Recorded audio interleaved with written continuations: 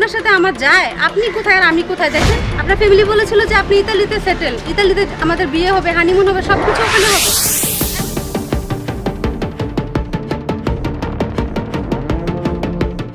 আপনি আদনান? হ্যাঁ, আমি আদনান। ও,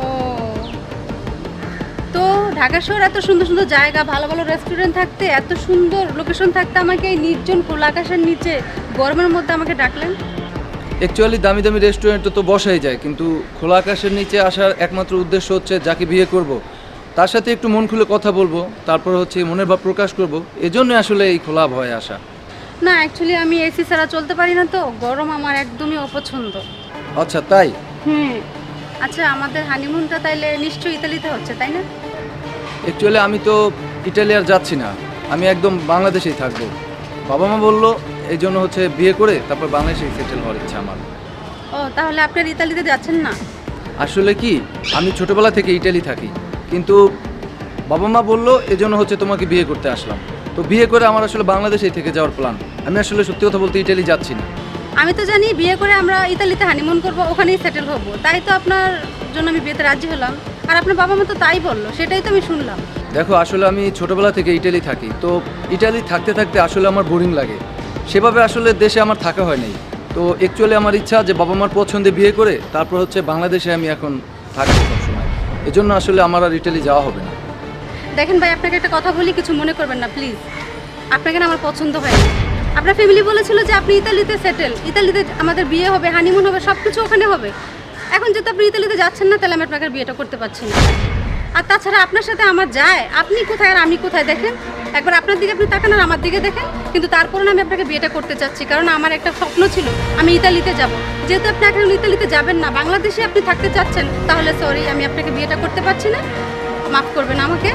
আমি আমার ফ্যামিলিকে বলে দিচ্ছি, আপনার মতো আপনি ভালো থাকবেন, তো আপনি আপনার ফ্যামিলিকে জানাই দিন। তাহলে আসি। এই শোনো প্লিজ। কি হয়েছে আবার? বললাম তো আমি আপনার বিয়ে করতে পারবো না। কি বললা তুমি? আমাকে তোমার পছন্দ হয় নাই? আমাকে তোমার কি পছন্দ হবে? তোমাকেই তোমার পছন্দ হয় নাই। তারপরেও আমি, যেহেতু আমার বাবা মা তোমাকে পছন্দ করছে, তাদের পছন্দকে সম্মান জানিয়ে আমি তোমাকে বিয়ে করতে রাজি হয়েছিলাম। আর কি বললা যে তোমাকে এই খোলা আকাশের নিচে আমি কেন ডেকেছি? ঢাকা শহরে হয়তো বা অনেক রেস্টুরেন্ট আছে দামি দামি, কিন্তু আমি সেখানে তোমাকে ডাকি নাই। আমি তোমাকে এই খোলা আকাশের নিচে ডাকার একটাই কারণ, আমাকে তুমি বিয়ে করবা, তোমাকে নিয়ে আমি সারা জীবন এক ছাদের নিচে বসবাস করব। আমার প্রতি তোমার কতটুকু স্যাক্রিফাইস, আমার প্রতি তোমার কতটুকু সম্মান, এটা জাস্ট পরীক্ষা করার জন্য আমি তোমাকে এখানে ডেকেছি। আর কি বললা তুমি? এসি ছাড়া চলতে পারো না? আমি তো খোঁজখবর নিয়ে দেখলাম যে তোমার ঠিকমতো বাড়িতে ঘরেই নেই, আর তুমি বলো যে এসি ছাড়া চলতে পারো না। কি আর বলবো। যাই হোক, তারপরও আমি আমার বাবা মার পছন্দ মতো তোমাকে বিয়ে করতে রাজি হয়েছিলাম, কিন্তু আমি যতটুকু লক্ষ্য করলাম যে আমি এখন ইটালি যাব না, সেজন্য হচ্ছে কি তুমি আমাকে বিয়ে করতে রাজি না।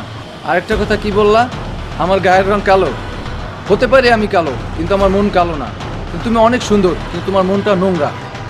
তুমি একটা লোভী, স্বার্থপর। তোমার মতো মেয়ে আমার বউ হওয়ার যোগ্য না। তোমাকে আরেকটা কথা বলি, আমি জন্মসূত্রেই ইটালিয়ান। আমার কিন্তু ইটালিয়ান পাসপোর্ট আছে এবং আমি ইটালির সিটিজেনশিপ। আমি চাইলে যে কোনো সময় বাংলাদেশে আসতে পারি, আবার যে কোনো সময় ইটালি চলে যেতেও পারি। আমি নেক্সট ফ্লাইটে ইটালি চলে যাচ্ছি। আর আমি লক্ষ্য করলাম, আমি যখন বললাম যে আমি আর ইটালি যাব না, তখন আমাকে বিয়ে করার যে তোমার যে আগ্রহ ছিল, সেই আগ্রহ চলে গেছে।